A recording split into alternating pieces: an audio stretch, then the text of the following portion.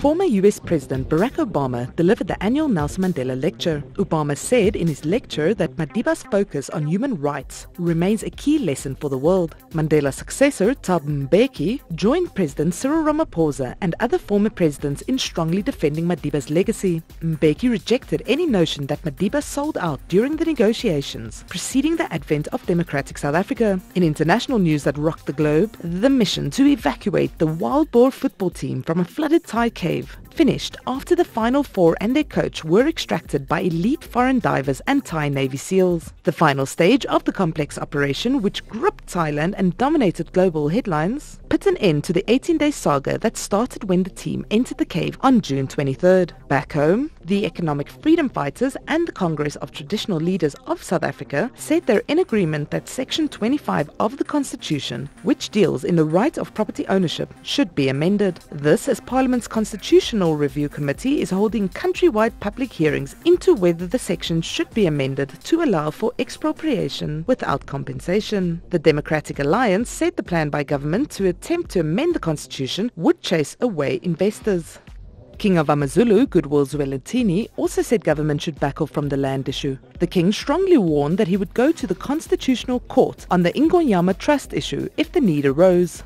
The African National Congress's Mduduzi Manana resigned as Member of Parliament. He was due to appear before Parliament's Subcommittee on Ethics after he was found guilty of assault at a Johannesburg nightclub in September last year. Former President Jacob Zuma appeared in the Pietermaritzburg High Court on 16 charges of corruption, fraud, racketeering and money laundering relating to the controversial arms deal.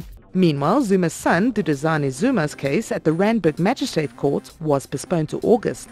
Duduzane is facing 2 charges of culpable homicide following a crash in 2014 on the M1 highway in Johannesburg, which led to the death of 2 people. Violence erupted at the Galeshewe community meeting near Kimberley, where residents were expected to map out a way forward after 2 weeks of violent protests and looting. Angry residents shut down the city, calling for the resignation of the Sol Plaatje municipal manager and CFO, following the municipality wanting to introduce a 260 Rand electricity tariff. Residents were also unhappy with Sol Plaatje Mayor Mangaliso Matika, who refused to step down.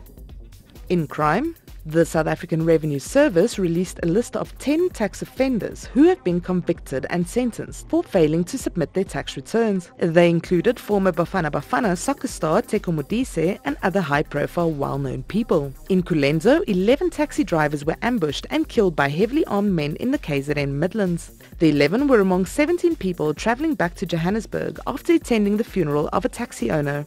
Stats SA released the mid-year population estimates for 2018 in Pretoria. The report found that the population is estimated to have increased to 57.73 million in 2018, representing an overall increase of 1.5% between 2017 and 2018. The report also found that from the total population, 7.5 million people are living with HIV/AIDS. And finally, thousands of men heeded the call to march in Pretoria in opposition to violence against women and children in the 100-Men March. The men represented all sectors of society, including the religious sector. For SABC News, I'm Nina Westhuizen.